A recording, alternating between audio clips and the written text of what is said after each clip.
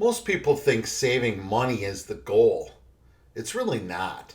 Saving money is just the beginning because the real goal is turning that money into assets and turning those assets into wealth. Today, I want to show you the third circle, the one most people never even think about. But if they did, they could become wealthy.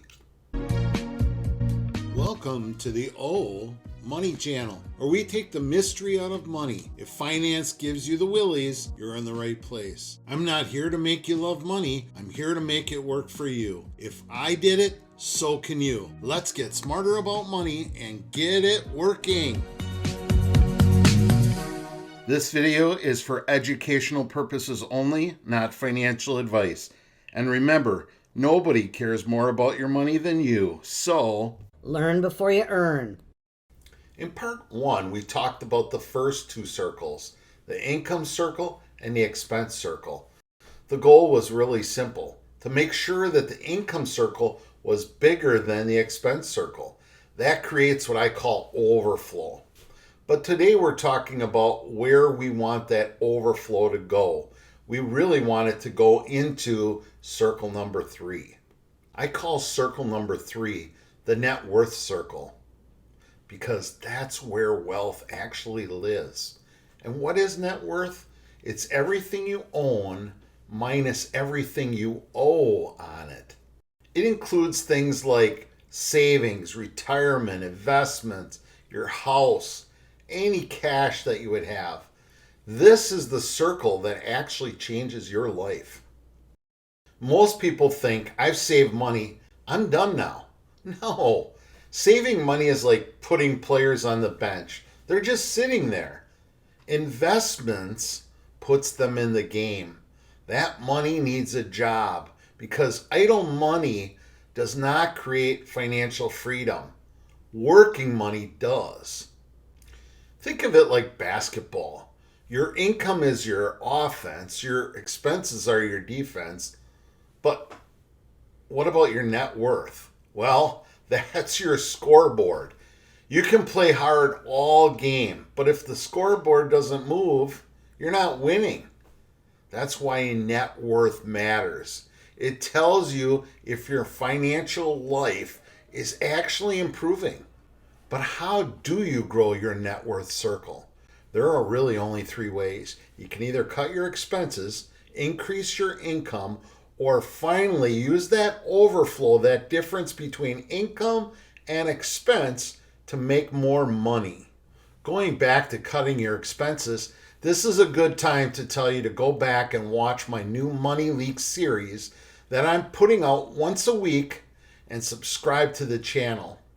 Only if you're sick and tired of being sick and tired and want some financial relief, this series can help you cut expenses.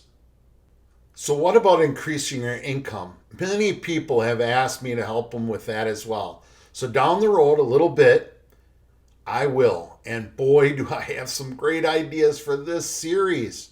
So hit the notification bell to stay up to date so you know when I'm going to do that.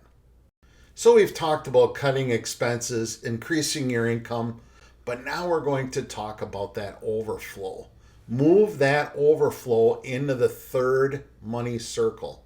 You've just freed up new money. Don't spend it. Even if you have to just move in 50% into that third circle, that is going to be a big win for you. Overflow is where the real wealth begins. Once your net worth starts growing, and here's the trick, those assets can now create more money. That's what we call leverage. Now your assets can start working and making money. Assets like your investments or a business. Wouldn't it be awesome if your money started working harder than you do? That's when things change fast, let me tell you. So remember, circle 1 is income, circle 2 is expense, circle 3 is net worth. The goal isn't just less spending. The goal is building assets, because wealth isn't built by budgeting alone. It's built by what budgeting makes possible. Stop letting money disappear.